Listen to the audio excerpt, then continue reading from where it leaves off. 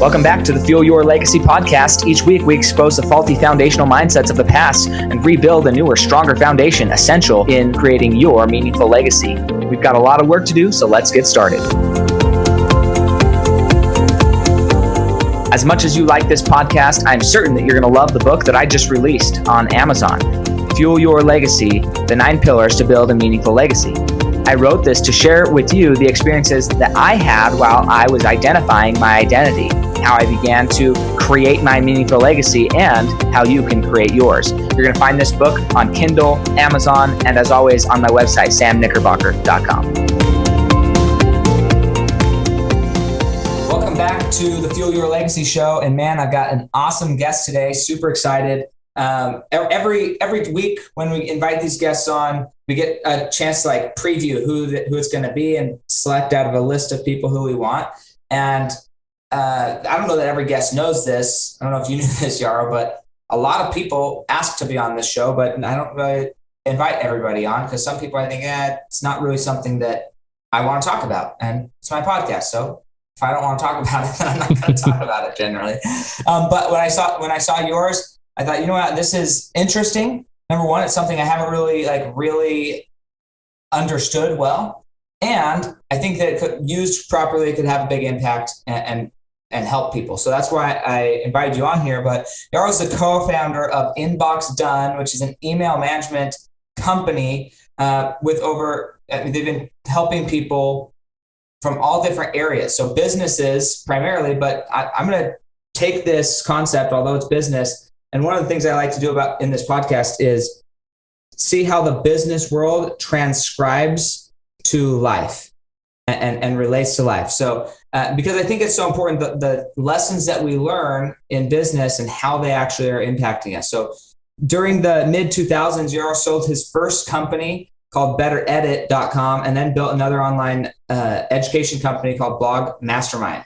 So he's just a mega business person, loves doing business. But I'm really excited about your story and how you got to where you are and why you're so passionate about this specifically right now. How is this serving the world and your clients? Yeah, well, thanks for having me, Sam. I appreciate it. And you're right. I've been passionate about business since 15, 16. My story, it's getting longer now. I'm in my 40s, so there's more parts to it. But for me, when I was in that sort of period of your life where you're thinking about, what am I going to do when I grow up? But you're actually taking that question seriously. You're like 15, 16, 17, and you're getting close to ending high school. I knew, unlike most of my friends, I didn't want to go on to a traditional job, or they called it graduate recruitment at the time. I wanted to have some sense of independence. I hated alarm clocks. I hated the idea of working for an hourly wage, which someone else decides how much it is, and it sort of caps my potential. Building someone else's business, all these things sounded so negative about the employee kind of mindset and lifestyle. I realized if for some people it's the perfect fit. I've had many friends who it is a great fit, but for whatever reason, I didn't fit that mold. And just so you know, I was born and raised in Australia, so I was kind of thinking about this within that context. But I have Canadian parents, so that's why I have a Canadian accent. So it's always been a sort of a Canada-Australia combo. But yeah, so I was thinking about what to do next. And I was very lucky because as I was becoming 18, it was the late 1990s and the internet was going through its kind of growing up phase as well.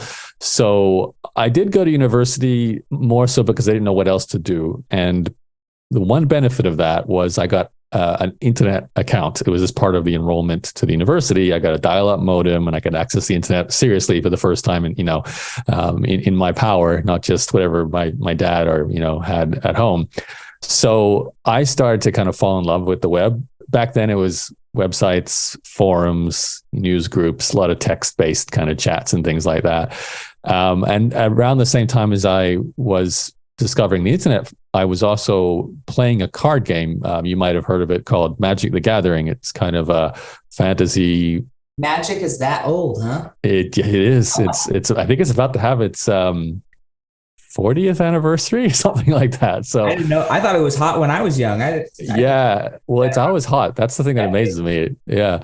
It was hot when I was young too. So like a friend brought a pack of cards to school when I was 16. All my buddies and I started playing at lunchtime, and then I started playing in tournaments and things like that. Wasn't a long career. I probably was really serious for 5 years, from like 16 to 2021, but it was my gateway to building a website, because it naturally was the first topic I wanted to build a website about. So, I had a little basic hobby site about magic cards, and just eventually got a little more serious and bought a domain name and started a little trading card forum. And it became like a real business, not a big money maker, but, I'd make a few $100s a month from sales of cards. And eventually I had sponsors putting little advertisements on my website. But it was the best learning experience. I learned about how to set up a website, how to set up form scripts, how to approach an advertiser and, have the confidence to pitch something to them. Even simple things like, how do I take payment on the internet and then send cards in the mail? And it was very early days, so we didn't even have PayPal at the time.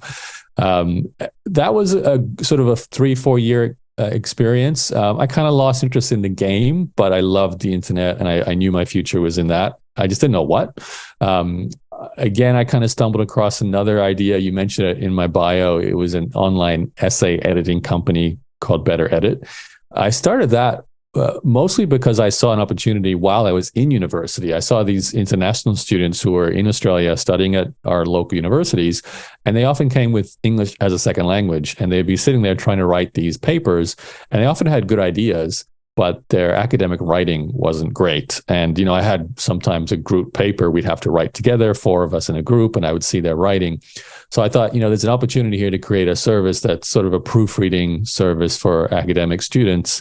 If I could hire contract editors, which, the sort of, freelancing economy was just starting up then. You could start to hire people on the internet to do anything: language translation, resume writing, and editing and proofreading. So I actually managed to create a website, connected editors and then proofreaders with the students. And it became, I call it my first real business, because it was the first one that I had that I earned a full-time income from.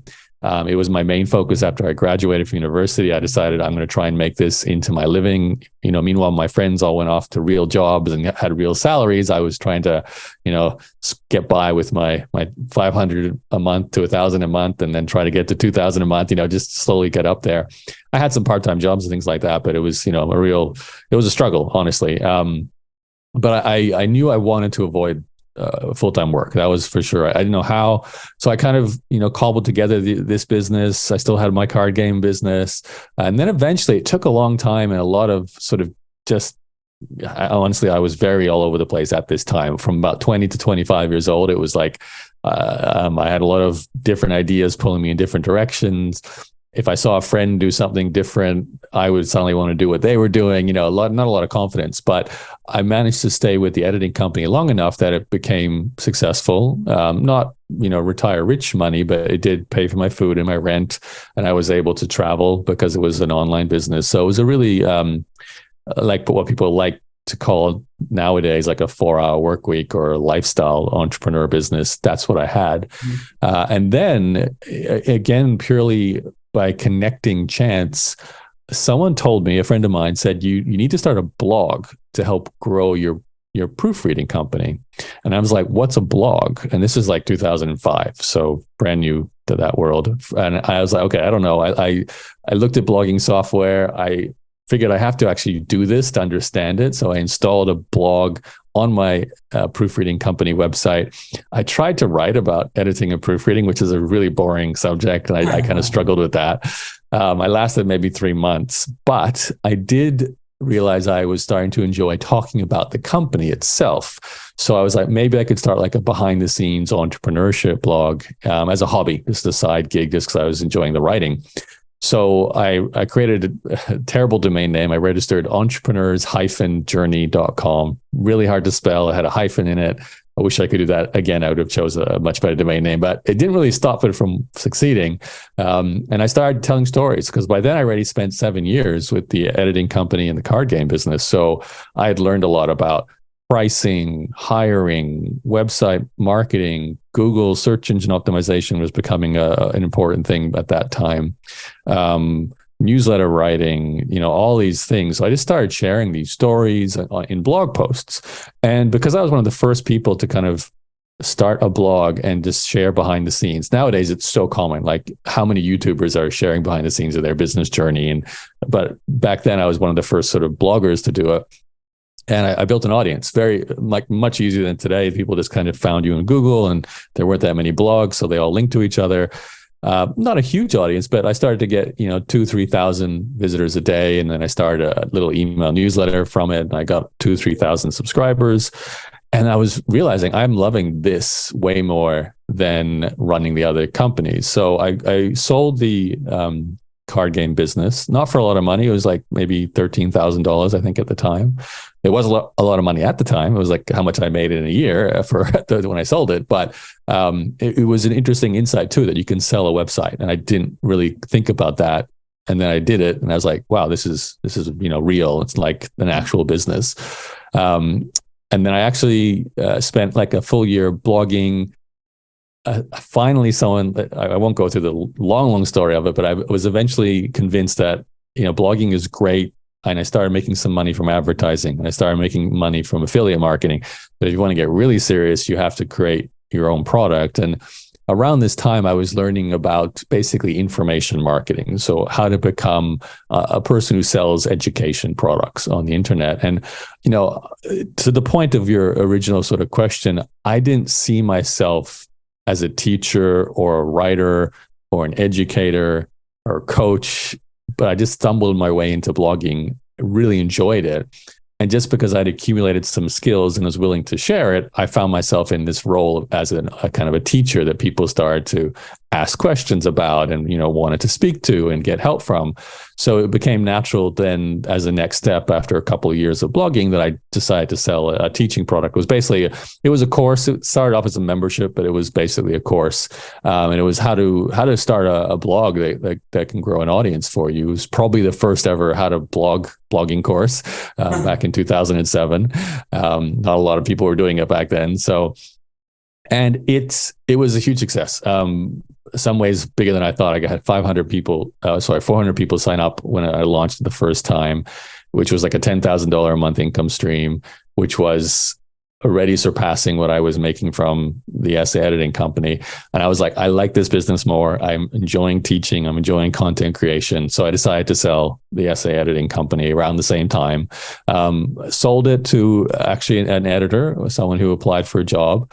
Again, not life-changing money. It was like $100,000, but it was big money. It was like, wow, I just made $100,000 from selling a business, enough to buy like a deposit on a house and get a new car, just some really, I guess, rewards for the 7 or 8 years of hard work there of building these businesses.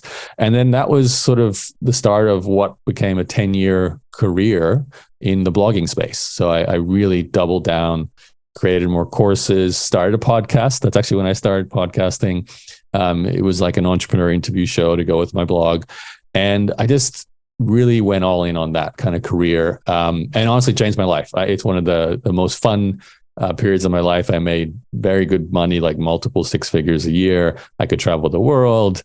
I was writing in cafes, teaching my students, writing newsletters, writing blog posts, interviewing people on a podcast. It's funny, I look back on that and I always wanted more, but that's still probably the time I was happiest, really just, it was a great sort of age, great amount of money, everything was really sweet.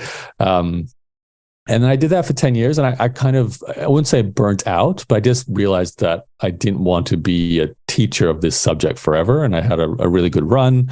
And that's around the time, like 5 years ago now, I think, if we put into time context, I made the decision to start the company I now run called Inbox Done. The story behind that is it's kind of ties back into my essay editing company. Back then, I was trying to get freedom to travel, to see the world. But I had this problem where wherever I went somewhere, I had to go to my email and sort of sit there all day in case a job came in from a customer or there were problems I had to solve. So back then, 20 years ago, I hired my first ever email assistant who stepped in and sort of did the customer service, answered all the questions, did the sales, what you'd call like a virtual assistant, but focused on email. And that really freed me up. I was then able to kind of step away from that company and not work nearly as much on it. And then going forward with my blogging education business, I always had 1 or 2 or 3 people helping me with email and customer service. And I realized this was something that was a little bit unique. Not every entrepreneur, I thought it was obvious. I thought every person should be outsourcing their email as soon as they got successful enough to afford it. But for whatever reason, a lot of entrepreneurs, a lot of leaders in companies, they still do email. It's their job. They see it. They don't see it as something they can delegate to an assistant. So around 5-6 years ago, I actually said to one of my current assistants, would you like to test this as a business idea? I wanted to build a company that was, again, with building a team, not so much about me as an educator. It's something we can sell that's not about me. So we tested the idea. We got our first client, the first 2 clients, basically doing their email, and it worked. We could make a profit. They were happy. We were happy. So we decided to actually build a business. So, register the company, set up a website.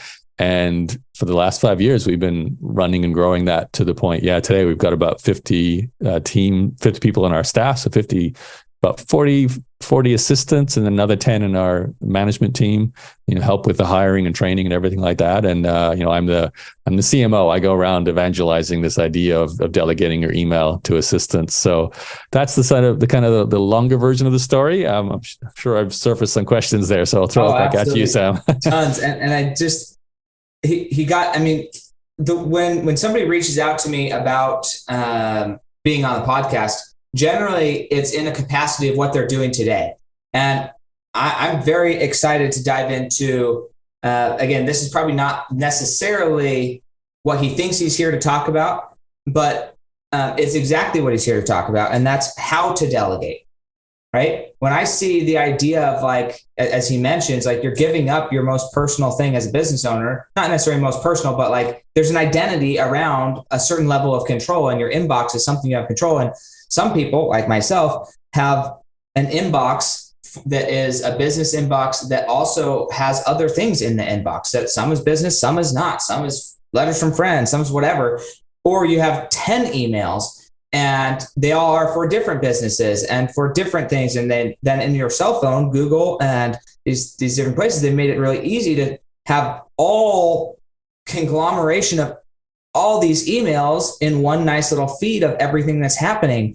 And so then email management can become confusing. So, and anyways, the thing I'm most excited to talk about is the answer to, how to delegate and how to know what to delegate. But before we get to that, because that's what we're here to talk about, the great thing is I know that somebody got to this through a process. And that's also, I want to know what builds this, because a lot of you, myself included, are sitting there probably thinking, well, that's great that's where you are, but where are all the micro decisions that were made, identities that were chosen, habits that were formed that made that a natural process for you? Because it's one thing to hear about an idea or a habit or something like, oh, that'd be really cool to implement. But sometimes implementing one thing into a system doesn't actually work because nothing else in the system aligns with that one change. And so it's not that one change is bad, but sometimes when you rotate that system, then everything has to learn how to address that system differently. There's new checks and balances. There's new things that now become, how do we make this work, right? I'm doing construction on my backyard right now. And as a result of that, we put in a house. So we had to reroute a bunch of electricity. We had to reroute sprinkler lines. We had to reroute a gas line. We had to reroute HVAC. So yes, we're only making a little change. We're adding one little room in the back of our house and putting some concrete down. But the amount of intensive systemic things that are underground or in the walls that have to be changed and maneuvered so that we can add a little bit of room to our square footage in our house, it's incredible, right? And it's also a really good analogy of what's everything that created the system? And once we understand what made the system components work to where you could delegate your email, how do we back out of that and say, okay, how does that apply in other areas of our life? So I want to go back to the very beginning where you said, it started with a question. what do you want to be when you grow up? And that's they're different questions, but they're leading the same thing. Well, how do I delegate? Well, what are you trying to achieve?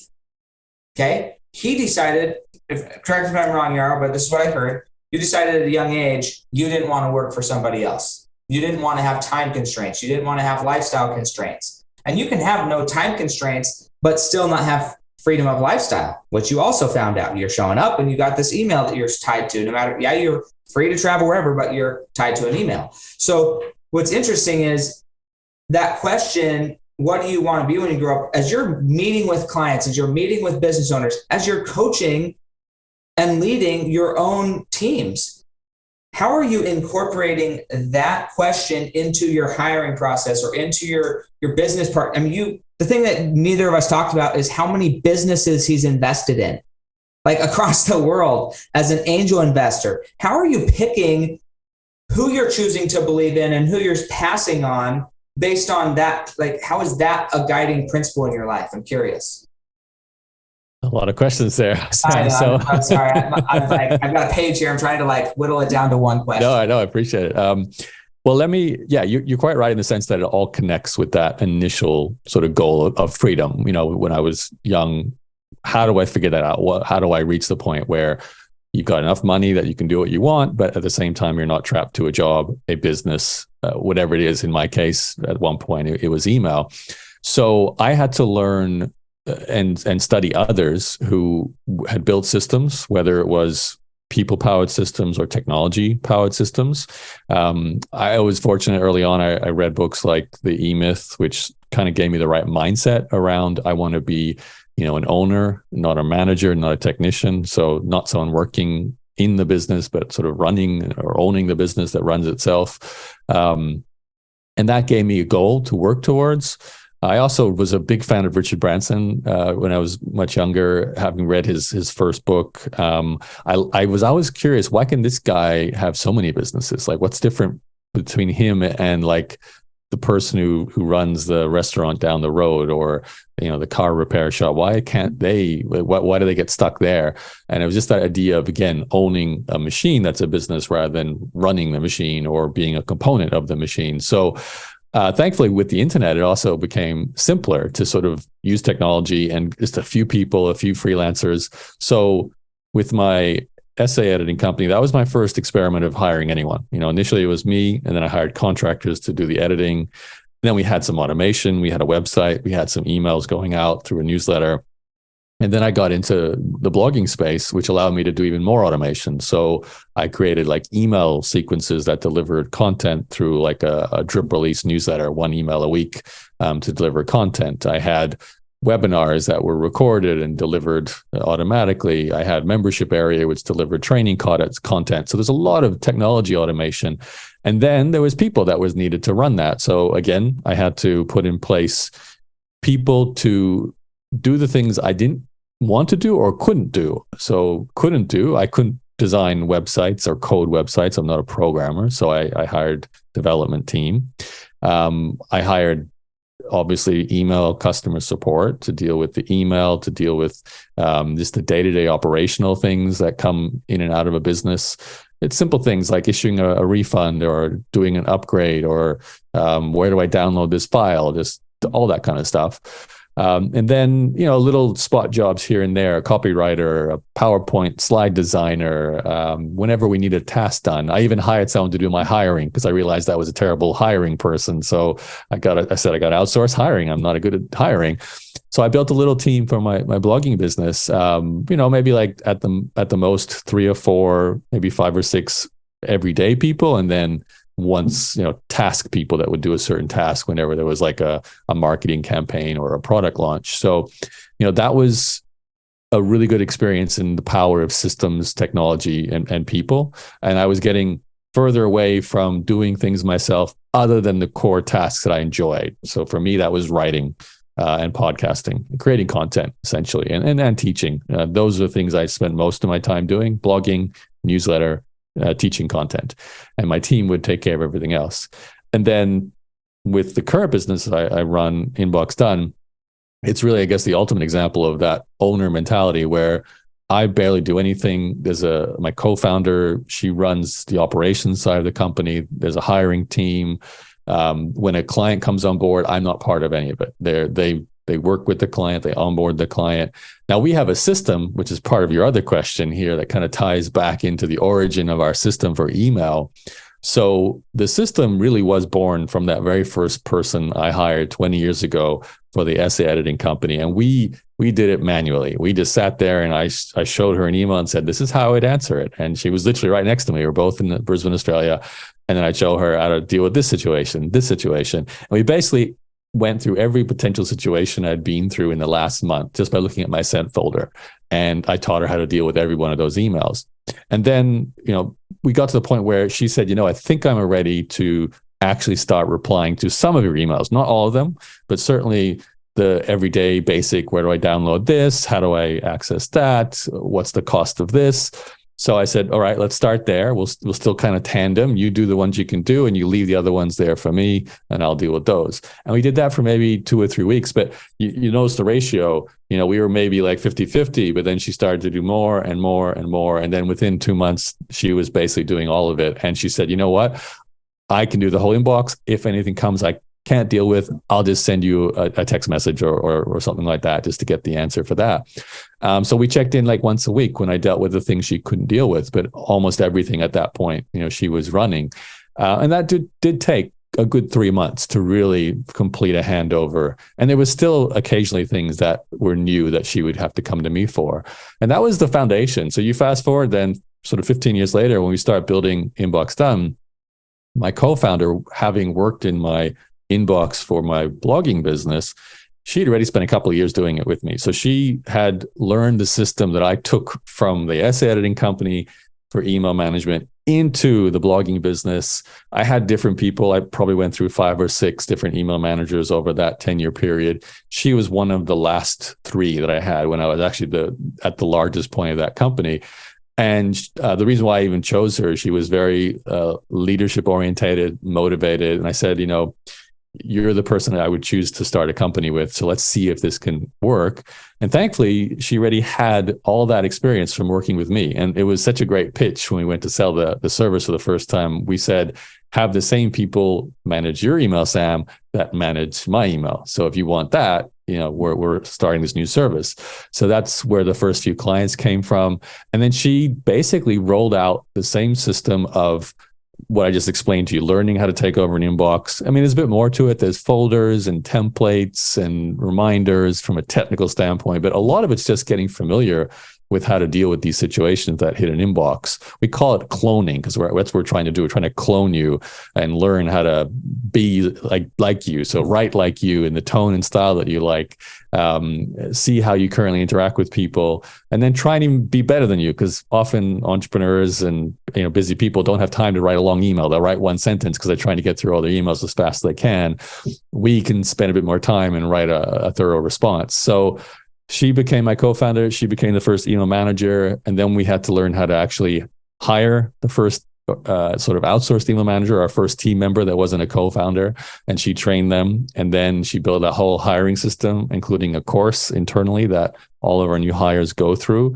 And today, 5 years later, it is a real machine. Like we have, it's crazy. We've had 10,000 people over the last 5 years apply to become an email management assistant with our company. So, we really take the 0.1% of the 0.1% of all the people that come looking to us that are just the right fit, great English, attention to detail, emotional empathy, great communicators.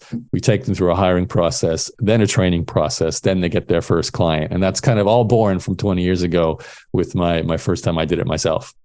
Yeah, and it's incredible. I'm curious. I have so many questions about that process, and even some of the questions are what's coming down in the future. So I'm just going to write future so I don't forget to go back to this. Okay, but you just heard him describe the process of how he created what he's doing, and he started with the end in mind of not what he wanted to create as far as a company. I think so many people are focused on their on what they're going to do. What do I want to be or do when I grow up? Right? Sometimes we ask that question, what do I do when I'm going to grow up? Or what do I want to do when I grow up? Rather than what type of lifestyle do I want to have? All of the things he did, they were all really creating the same lifestyle goals. Although, and there's some commonalities for sure between the different businesses, but you could say, well, how did you get from like a card company, a Magic, a Gathering card company? That's so random that's what you started. I love it. All the way to email management. And the simple answer, and this is what I want you to speak to as well, because you've already talked about it, and this sounds, if you're listening, it's like, why does he keep reiterating this in different ways? Because I want you, the listener, the person listening, to think, what are the areas of my life that this is true about? Okay, so everything that you did, from my perspective, every company that you started was a result of a problem that you saw. Like, how can I help this situation? Hey, I want to play Magic of Gathering, and one of the problems is it's an interesting game because that you have these decks. It's a deck builder game that you're kind of battling each other to a degree, and so thus the world champions or like the championships, and you can actually play it. And there's, I don't know, I know people who win money playing this. Like it's a game like poker, but totally different than poker. Anyways, so there's some real value in being good at it, but one of the aspects of that is because it's a deck builder game, then you have to buy and sell, right? You have to be trading to build up this great deck. I'm playing fantasy football right now, and when I first started playing fantasy football, I didn't understand that. I was like, okay, I'm going to go get my team, do the draft, and then we'll see how we do throughout the season. I thought that's how it was supposed to be. I won my first game. I was like, I'm off to a great start. And then I had a bunch of people get injured. And I didn't know that you could trade. I didn't know that you could really like drop and pick up and like always be adjusting. And so for 3 games, I just like got railed because I didn't understand what I was doing. And then a nice mentor came in and said, hey, Sam, this is actually you're supposed to be negotiating and texting this person, say, hey, you don't need that player anymore because you have a better one. Can I have your C and B player to be my A player? And then you slowly build up over the season to where now in the season, even though I like was almost out of it, now I'm seed 2 in the playoffs, right? I learned the system. I learned the idea of like how to grow, and I built something out of it. But it's the same thing here where you have to think about there's a problem. And the problem in the Magic game was, how do we get the trades happening? And there's real value, money value in that trading process. Now, not a lot, you mentioned, right? $13,000, but that's something you're getting in exchange for the value you're offering. Then that went to the next problem of, hey, I'm in college. I've got these people, they don't understand, like they understand English just fine, but they aren't using it properly. And that could hurt on group projects, but what's the bigger implication? It's not just now, but when they go out into the workforce, what's it going to cost if they screw up their paper or screw up their writing? What if we could have a solution for this demographic to help them, not to make money on them, but to help them? So then same thing. And then the email management was a part of that. Then the blog. Well, why don't we share this information? Well, I really like talking about this. It's something I enjoy. And so it just keeps going down and down and down. So talk about, if you can, the thought process or because you mentioned it on the positive and the pros and the negatives when you mentioned the E-Myth book, right? What am I good at? What am I not good at? It's the same process of identifying what could I help? How could I help in the world? So talk about that, because I think that a lot of people, they don't ever sit and think about what am I good at? And how can I turn a business or help the world, impact the world in what I'm good at? So what's the process of identifying what you're good at and what you're not good at? Yeah, that's such an important question. And this is important to be asked at different stages of your life too, because if I was to answer this in that early 20-year-old, sort of when I was 18, 19 through to even 24, 25, I would have had trouble saying what I was good at to the point where I would be really confident and this is what can take me far. I hadn't discovered writing, which became something I was good at after doing it for a long time. sure, I knew about the internet, but it was so new. I wasn't really coming from a place of confidence from all these past successes. Very different today. I can talk, well, this worked and I know how to do this. So for me, there's two answers to your question. Or three, really. There's what phase in life are you at? And then you have to find either the thing you're already good at, and then how does that go up against a problem you're going to help people solve where there's value to be created. Or if you're not sure what that thing you're good at is yet, or maybe that skill set isn't developed, the question just becomes, well, which one do you want to explore and get better at?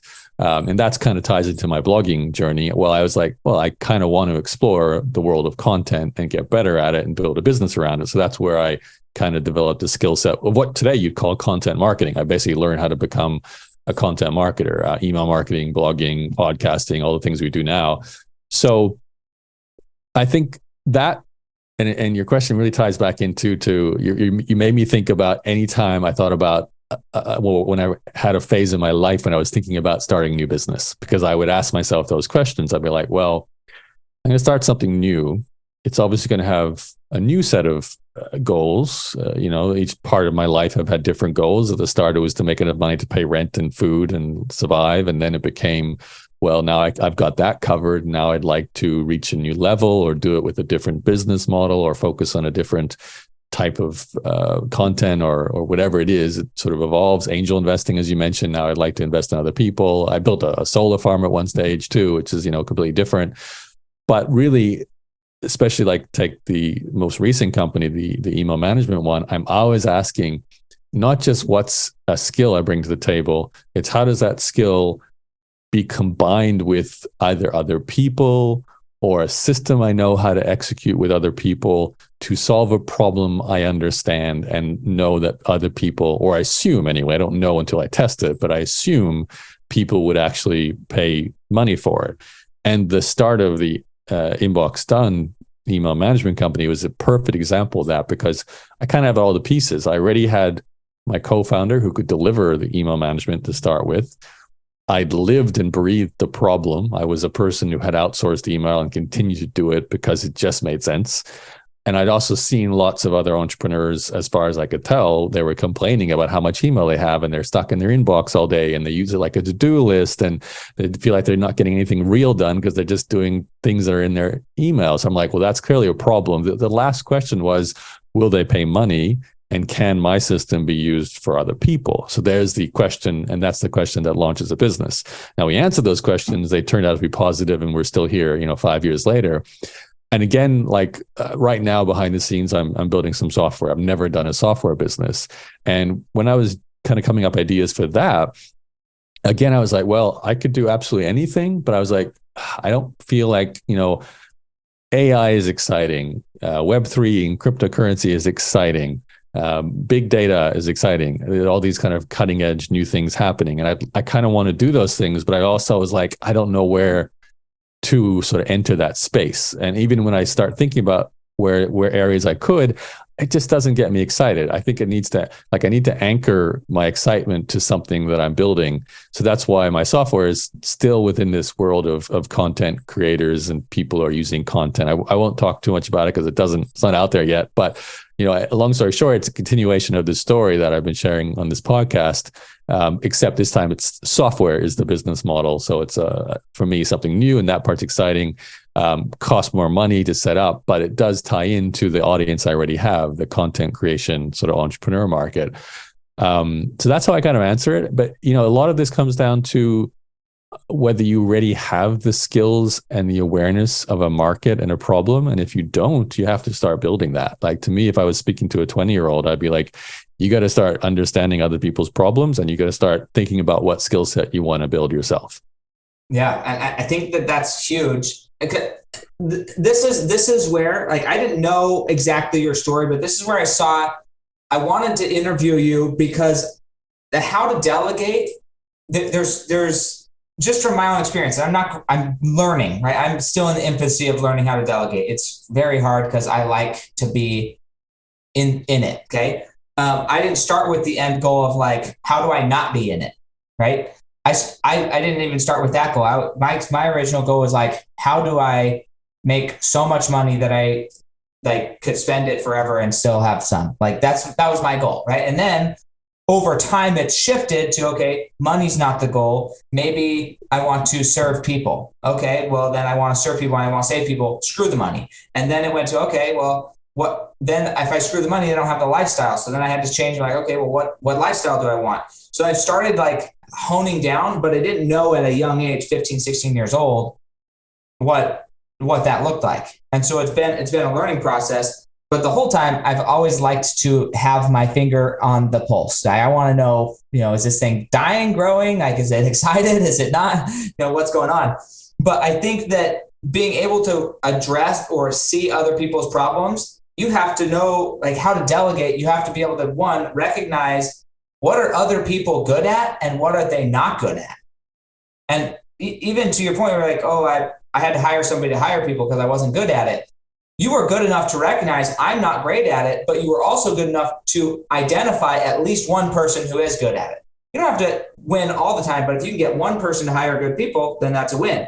And so knowing when you see other people's problems, when you say, hey, that person has never had a problem with hiring people for their business. They seem to always have the best employees. It doesn't matter what business they're in. They could be in freaking toilet paper business. They could be in the landscaping business. If you find somebody who's good at finding good people, that's a transferable skill. Like, because they learn how to read people. So to the two things you said, find out what people are good at and also what are their problems. When you start to identify, hey, there's a problem. If you see a problem and you believe that you can solve it better, then you go through his test questions. Okay, I think I can solve this better. I think I actually in my life, I have solved it better. Let's go see if my system is transferable and if somebody's willing to pay for it. And once you answer those two questions, if they're both in the affirmative that yes, it is transferable and it makes money, then you're a winner. Well, same thing in life is this could happen as a parent to a child or a sibling to a sibling or a friend to a friend. Like, care about the people around you and take these same skills and say, look, I see you doing things in your parenting, in your relationship with your spouse, in your relationship with God, whatever it is. I see you doing things that, and not only do I see you doing things, but as you mentioned, you're complaining to me a lot about these things that seem not to be working. Would you mind if I offered some, like what I do? I don't know if it works, but you offer that enough to enough people who see value in it, then they start wanting to transact with you in some way, shape, or form. And I think that's really how businesses on a large scale are born, is through identifying a problem, finding out how to do it. Now, the delegation is, how do I then transfer this? And that's a skill in and of itself, learning how to transfer it. And it does take, as you mentioned, have you found a shortcut? I'm curious because I haven't found one yet. Have you found a shortcut to at least the first time, like kneecap to kneecap, shoulder to shoulder, transferring the skill? Like, at least like, because you have to identify a system that works to transfer. So have you found shortcuts or like 3 things to definitely do if you want to learn, like be able to delegate or transfer a skill that will make it easier than just like trial and error? Okay, sit here for 3 hours or 3 weeks or 3 months or whatever. And I'm going to let you watch how I respond to this email. And I'm going to explain why I would respond this way and why I'd use the words that I use. And I'm going to do all of that so you can clone me. But like, if you were to take that idea of transferring skill, what's the best ways to transfer skills to the next person, whether that's your child, your spouse, like what's the best way?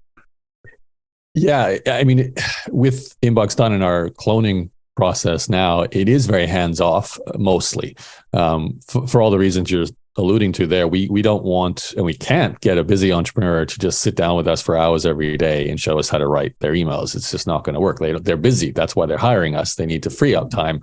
We'd end up taking more of their time. And we do need some time, but we have a system now that it's something that I went through it, but it's changed a lot. Like what my co-founder Claire has done in the last 5 years is amazing. She's like created taken what we have in my company and made it something that could be applied to a rabbi, a bakery, a doctor, a dentist, an accountant, a used car salesman, a venture capitalist, all these different people, different businesses, different lifestyles, different ways of writing, different personalities. And we have to take what we do with email and clone them in a process that doesn't disrupt them and require much of their time. So to answer your question specifically, first of all, it's about having a person who's trained up and knows how to do this enter the process. Like you can't take a general virtual assistant and just say, hey, go do my email. It's not going to work. They're going to have more questions than the value you're going to get from them. It's going to take more time to help them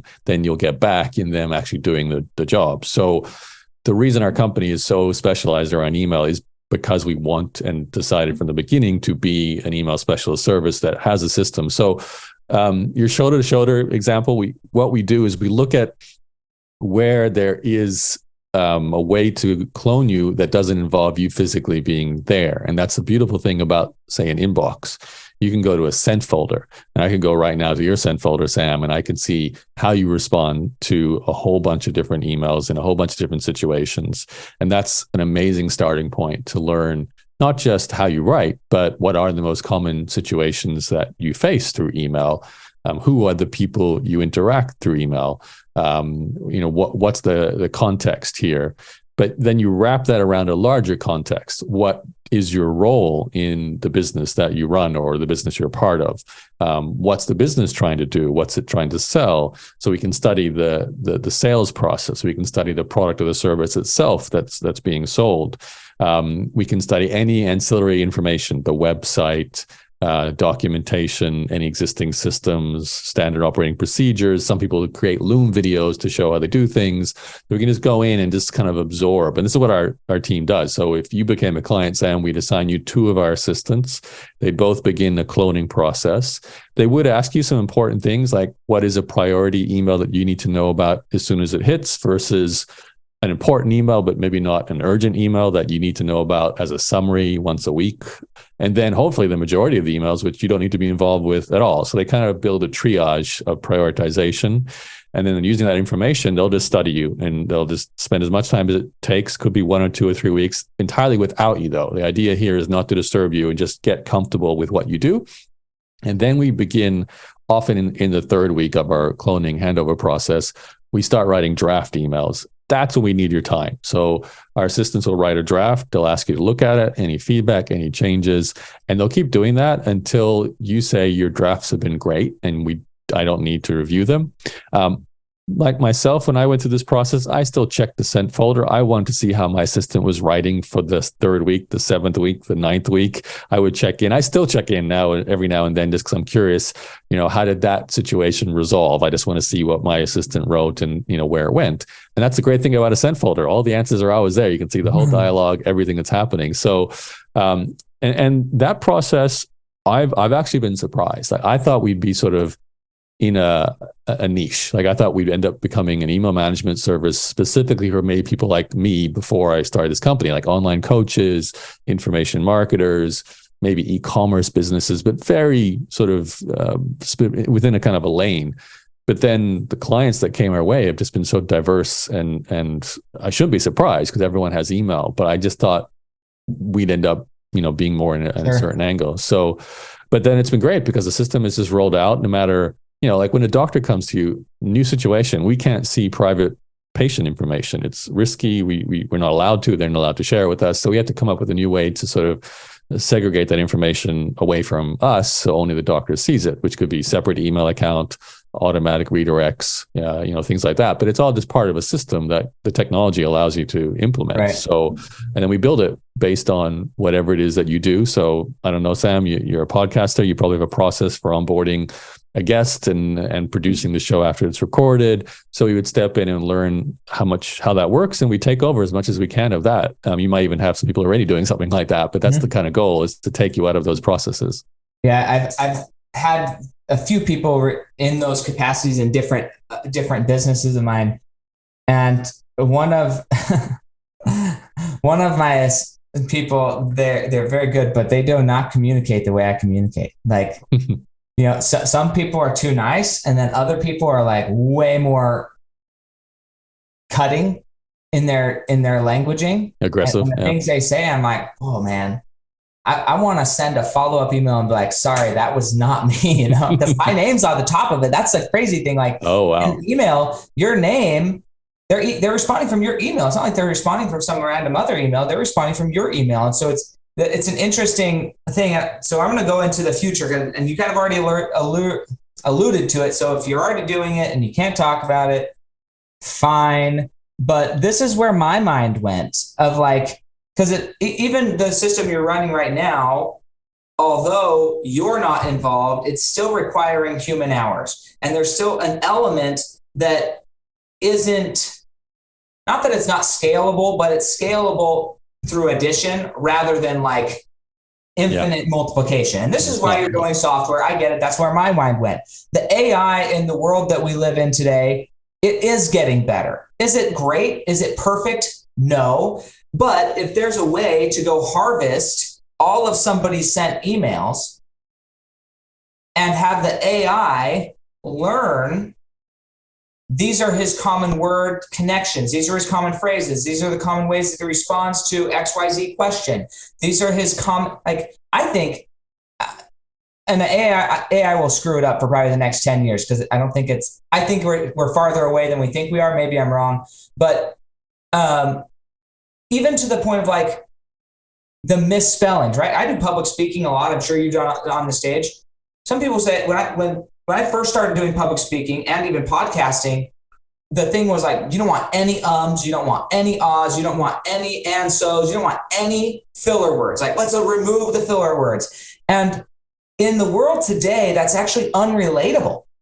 It's uncommon to have a perfect, clean speaker. And when you hear it, you're just like, on the one hand, you're in awe, but on the other hand, you're like, that seems fake. He memorized that, because it's just not normal. So you have to, even if you are memorizing it, the best public speakers I know actually input filler words. They remove everything, they get straight to the content, and then they start inputting double clutches. They start inputting filler words. They start inputting awkward pauses to make it sound natural, because otherwise it doesn't sound natural. And so even to have the AI be able to pick up and say, look, these are the words he misspells sometimes. When he's texting on his phone, he often misspells these words. Like, I'm going to misspell a few words so it's not perfect every time. Because if it's perfect every time, maybe that's not him. And people are going to know. There's no way Sam just went from terrible, crappy grammar to really good grammar. Mm-hmm. He's not writing this email, right? If somebody was duplicating me, it better screw up the grammar, because if they don't, put a few extra commas, periods in the wrong spot, crappy capitalization, like, it's going to look like that's not Sam. I know that that's not Sam, because Sam doesn't, So it's those little ticks that are interesting to clone, but I think AI has that ability. And with a software, I don't know what you're doing with it, but could automate, like truly automate that system. I'm curious how you see AI doing that. And even to the blog post, I was listening to a podcast the other day, and they were talking about how you can like ask this AI thing, I forget the name of it, tell me a story about a potato and a blue marker that went to the store. And then it like knows enough about story writing, actions, verbs, everything, that it will write you a 2-page story about those things that makes sense. It's coherent. It's like has a moral and everything. And you're like, how did the AI just come up with that? Right. So I'm just curious, where you're in the world more than I am. Where do you see the future of that? And how do you see it impacting your future businesses? And if you can talk about it, great. If you can't, because I'm talking about your business, then. Yeah. I mean, the first answer is the software actually has nothing to do with Inbox Done. Specifically, it's not about email. However, it sounds like a great integration to me. No, you're quite right. And about 3 years ago, I contemplated it because I saw the future, and I'm like, can I see a future where an AI bot answers all our emails and not humans? Because obviously that's the holy grail. And then at the time I was like, well, it's definitely not now. And I think you're pretty right with that 10-year timeline, because to use the word grok, the understanding of the context, even the one you just described, Chat GPT, the one that people are talking about right now as you record this, where you can tell me a story with these elements. It's good at creating content with the variables you give it, and then it can scrape the content from the World Wide Web and all the information it has to compile an answer.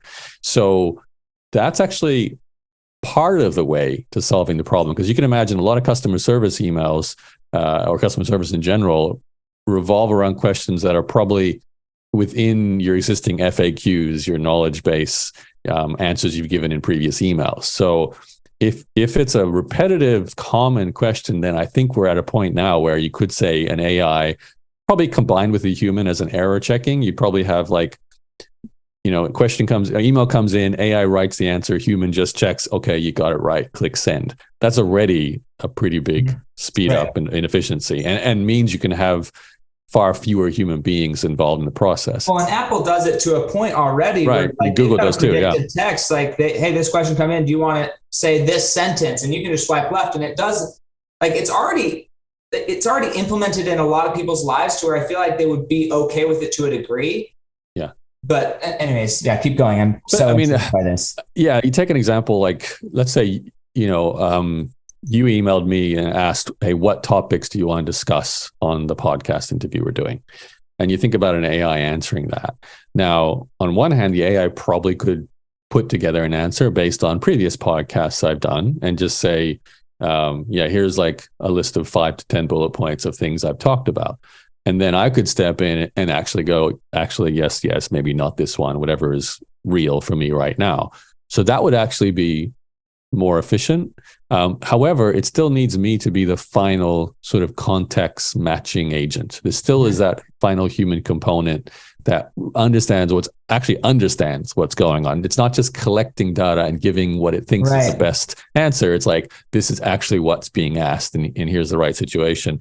And there's a lot of relationship variables that come into play that the AI will just never be able to know. Like, there could be something so dynamic about how we connected that the AI won't be able to collect that information anywhere. We met at an event in person, but we never have any digital printing of that. We just had a conversation at dinner at an event, and you said, hey, we should get on a podcast. And then you email me, and the AI is like, doesn't know who you are, doesn't know anything about that conversation. Distant and cold rather than friendly and like, hey. Well, it won't have an answer. It'll be like, like a template, good old customer support template that gives you wrong information, So I think we're definitely getting closer to a great assistant, but not a final 100% close the loop without the human being point. So there is I actually have a friend who's an AI, and I've been he wants to do an AI startup. And I was like, like a customer service bot, I'm sure it's already, these things already exist, but like a GPT powered AI, with access to your internal systems. Like, it needs to read all your emails, it needs to study everything you've got within your own ecosystem, all your text messages, and then it can start potentially being of use. And I think as like the way chess is done right now, you've got your chess program AI that's giving you advice, but it's being combined with the human being. It's like in tandem as opposed to just one. I think that's where we're probably heading with all communication online, whatever it is. Like, I kind of really feel bad for where social media might go, because it's going to be all AI generated stuff. We're not going to know what's really human and what's been done by AI. Whether that's worse, I don't know, but it's certainly going to increase the volume of content. Yeah, it's an interesting, especially from a legacy perspective, right? If I'm thinking about in this perspective of like, how do I want to be remembered? How do I want to be perceived? What's the impact that I want? I think it's interesting. It's an interesting contemplation of like, what does that look like? How much can we offload? And that's at the heart of the whole conversation of how do we delegate and there's also like an ethical question of not just how do we delegate and what can we delegate, but then there's like what should we delegate? Can we delegate? Like Big Hero 6, I love the idea of Big Hero 6, right? Because it's like, could you completely remove the need statistically with enough small degree of error that it just makes sense? to have a computer analyze your body, go through like a body scanner and analyze everything and say, this is what's wrong with you. And this is the solution. And I'm going to do it to you, right? Like, but completely unemotionally. Hey, you have cancer. It needs to be like, the human element, although it might be able to be outsourced, should it? And this is where we're getting into a lot of world ethical questions that we never had to deal with in the past. But just because something can be done, should it be done? And that goes down to, again, these are the questions that go to everything in your life. And I think it's the core of who you're actually going to be and how you're going to be remembered is, just because you can do something, should you do it? Just because you can hire somebody to take care of your children forever and raise them while you off go do whatever you want, should you do that? Or should you build a relationship with this individual that you brought into the world? Everybody's answer is going to be different. It's just, anyways, it's just a fascinating thing. So I'm excited to see where your business goes and what software you're creating. I love the world and I love the service that you provide, because it's such a needed thing for people who are in that situation, who feel as though they're a slave to their inbox. I think that is a problem. And if you can free somebody up to go and have a more personal impact and automate the things that don't necessarily need them to be there, then it gives people freedom to connect on a more human level. So like technology took over our lives for a time. And if we can let technology, like give technology the control fully and actually pass the baton in a lot of areas, then we can get back our lives. But we have to be willing to pass the baton or we might not get back our lives. And it's an interesting, it's something that weighs heavy on me. And that's why there's lots of reasons why I invited you on, but it's something that I thought was very needed to have a conversation about. Yeah, no, I appreciate it. And I love your ethos there. It's about finding the time to create more meaning. And that's not going to happen with answering emails in most situations. So, there's a few emails that might be really powerful, but most of the time it's not. So if you can get people and automation in there, and then you're free to, write the book or meet new people or spend time with your family or travel and experience things or even start a whole new company. And that's what always excited me, because I started with this freedom goal and I was looking to get that goal for myself. And then my education business became about helping other people start businesses to leverage the internet and get money and time freedom because of an online business. And then Inbox Done is a natural extension of that, where helping these entrepreneurs to break free from a business that might be taking too much of their time. So it's a loop. It's a circle there. It's awesome. I love it. So if somebody wanted to reach out to you, they're feeling like, hey, this is something I could automate in my life, or at least offload as far as the main caregiver of the inbox. Where would they get in touch with you, your team? How would they go about starting to find out, if this is going to work for them, getting the systems right, cloning, make sure that they're on board? Inboxdone.com, and just book a discovery call. You'll be speaking possibly with me or one of my sales assistants. And we just want to learn about what your situation is and, how you want to break free from email. Inboxdone.com. Yeah, that's it. Awesome. Hey, I love it. And again, thank you so much, Yaro, for, I don't know where you reside right now. If you're in America, or if you're in Australia still. I'm talking to you from New York right now, in Brooklyn. New York. Oh man, it's gotta be. I guess it's not too late there. 8:00. 8:00. Yeah, it's good old New York.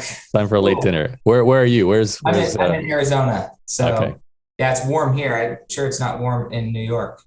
No, I'm definitely heading south next. So well, Arizona. I say it's warm. It's cold for Arizona right now. It's like you're wearing a hoodie. Oh, well, I was wearing a hoodie at 70 degrees, so don't take my personal attire as like an indication of heat.